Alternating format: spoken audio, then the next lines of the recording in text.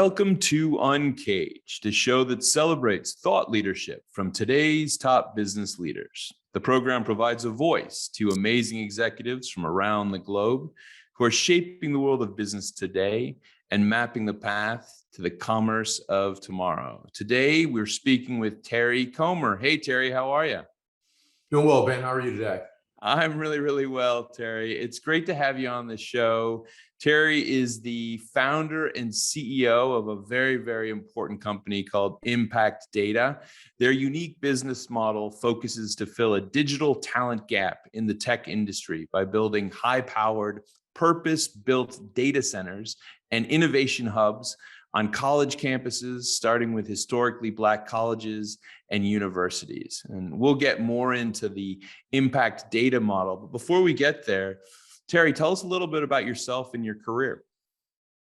Sure. Well, first and foremost, Ben, thank you for having me on the show. Excited to chat and share more about our vision for ImpactData, but a little bit about myself. Originally from Columbus, Georgia, moved to Atlanta back in '99, went to an HBCU myself at Morris Brown College, studied mathematics there, did a dual degree at Georgia Tech and studied industrial engineering. And as a glutton for punishment, shot up to business school at Harvard Business School directly out of undergrad, and then launched a career into the world of private equity. I started my career back in 2006. And became a search funder and an independent sponsor, which are kind of probably new terms for your audience, but really it's a unique vehicle to be able to acquire companies. And so I've been a buyout entrepreneur where I would go out and look for companies to acquire between $10 and $100 million in revenue. Yeah. And so over the last decade, I've deployed a couple $100 million in debt and equity capital across 5 platform investments. That's great. Yeah, I have a very good friend that works in that industry now, and it's a fascinating business, a very active business over the last couple of years, for sure. But tell me now, I mean, you've now shifted to found and lead this amazing company, ImpactData. Tell us a little bit more about what you're working on. Yeah, interestingly enough, ImpactData was, a company, like many that were really born out of necessity. I was tapped on the shoulder from a good friend who worked for a large endowment management firm.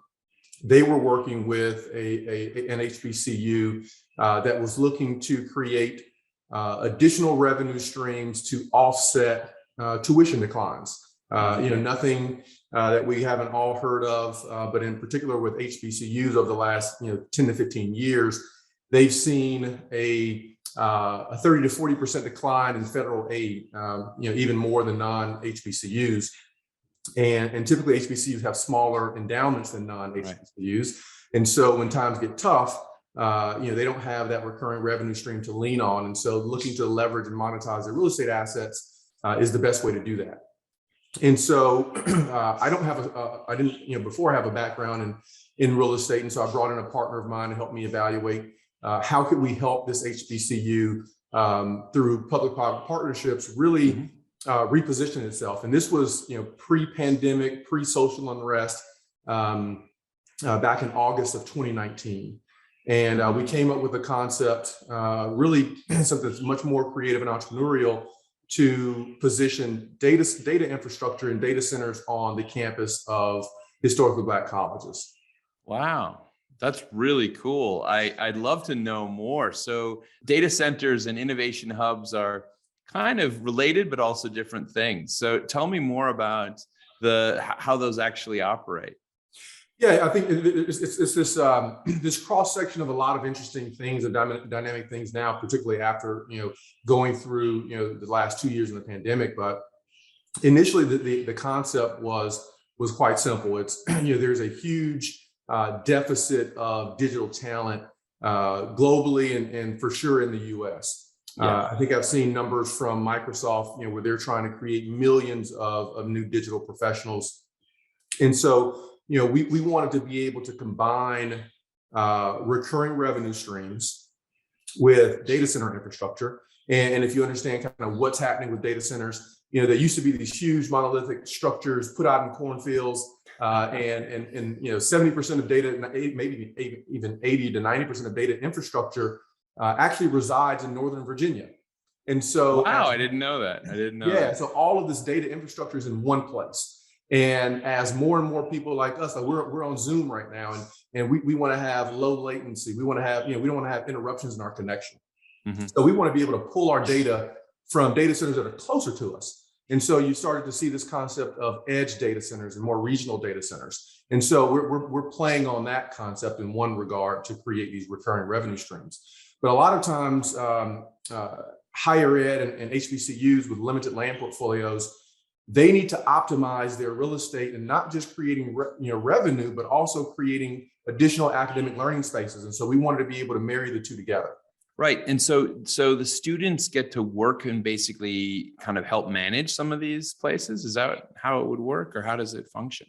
Yeah, so these would be commercial data centers, Tier 3 co-location data centers. So large Fortune 1000s can actually migrate their data onto the campus. And so now you have this infrastructure and this hardware that's right there. And in some cases, it's highly sensitive, but in some cases, students will have access to be able to touch and feel the actual hardware.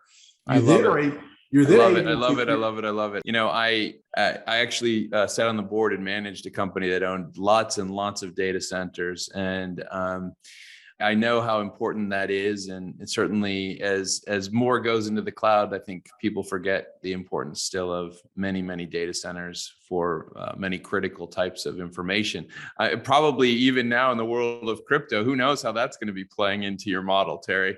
Yeah, it's interesting. I think people hear this term, the cloud, and no doubt about it, a lion's share of data will be migrating to the cloud. But there's a number of use cases that simply don't make sense for the cloud when you have low latency needs, like gaming or data residency issues where companies like financial services institutions have to have their data local to where they are. So there's still a number of use cases for edge data centers that we're working to solve. And tell me a little bit more about the innovation hub side of things. How is that working?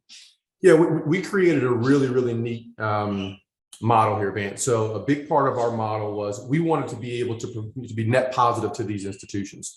And so we've created a data center model where we're able to gift the HBCU institution 25,000 square feet of innovation space at no cost to the HBCU. And so we're working with the same enterprises that will be migrating their workloads into the data center. We're working with those clients to also build out innovation space to drive data science, to drive coding and software development. So now the students are not just touching the hardware, they're now also touching their web applications as freshmen, sophomores, and juniors, so that when they graduate, it's almost like an apprentice style experiential learning, so that they're more career ready when they graduate. Yeah. They can jump right into the seat of a new job.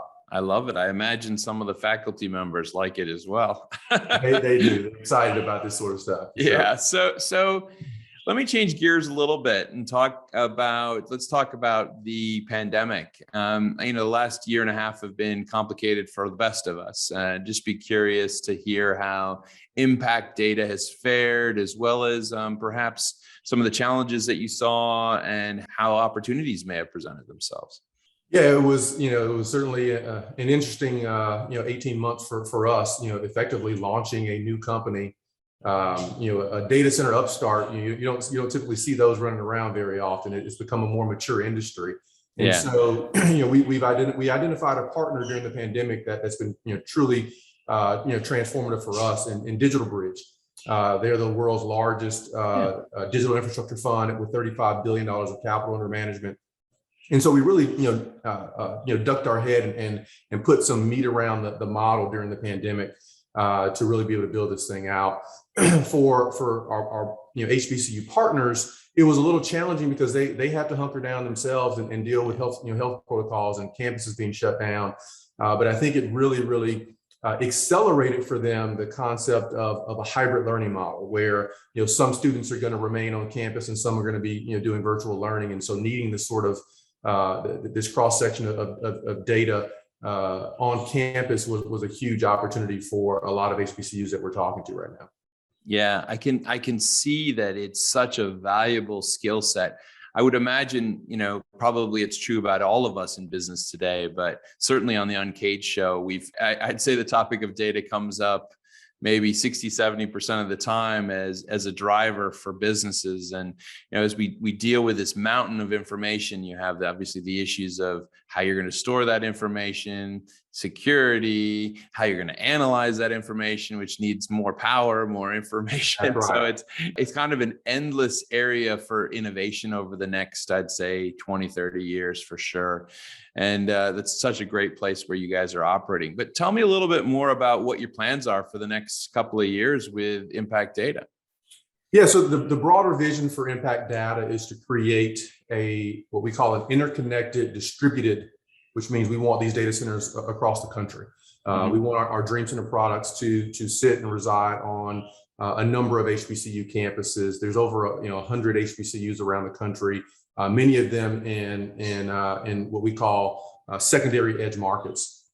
And so this concept of creating these recurring revenue streams for these institutions, being able to create the next generation of digital talent is paramount to us. But if in doing so, we create a new opportunity. And so when you have a huge data infrastructure, you can also put supercomputers on these campuses. Right.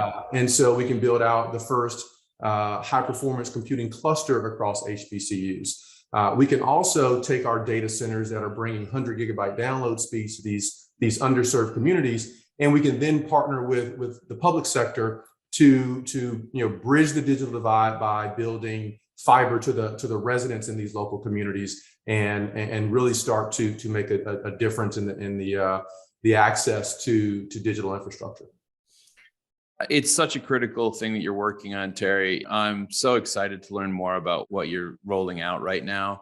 If someone wanted to learn more about ImpactData, where should they find you? Yeah, you can check us out. Check us out on the web at impactdatacenters.com. We've got a pretty detailed host of information there, and we're looking to make our first announcement for the Dream Center 1 early next year. So keep a lookout for that as well. Excellent. Well, thank you so much for being on UNCAGED, Terry. We've been speaking with Terry Comer. He is the founder and CEO of ImpactData.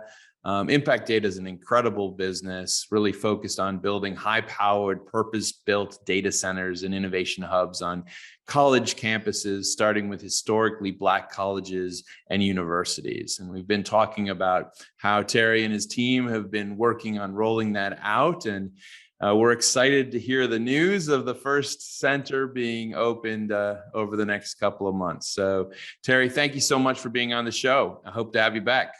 Man, thanks so much for the opportunity to share the vision and the message. Really appreciate it. Cheers. Take care.